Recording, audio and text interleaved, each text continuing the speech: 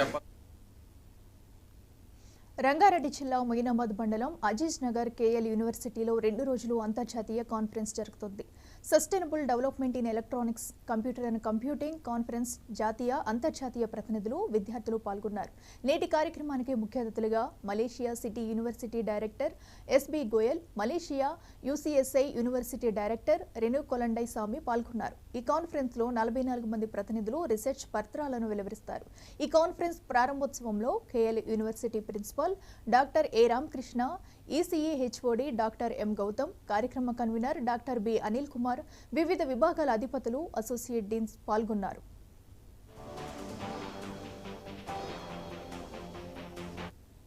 Today is an excellent opportunity is given by KL University.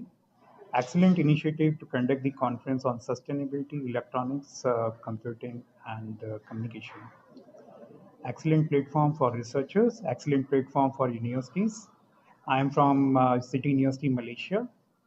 We have done the sign-up MOU on last quarter, and as per the quarter activity, we are conducting this conference, not as a partner, but as a contributor is here.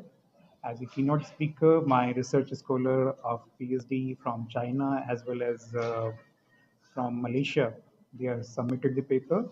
And various, I'm happy that I appreciate the approach of organizers. They have various rigorous assessment processes there. They have given fantastic comments, and that comments are really Aziz Nagar క్యాంపస్లో international conference on sustainable development in communications and electronics దీంట్లో నిర్వహించబడుతుందండి. ఈ కాన్ఫరెన్స్లో యొక్క ముఖ్య ఉద్దేశం ఏంటంటే 5Gలో ఉన్న కటింగ్ ఎడ్జ్ ఏరియాస్లో ఉన్న రీసెర్చ్ వాటి మీద ఎక్కువ ఫోకస్ చేస్తున్నాం.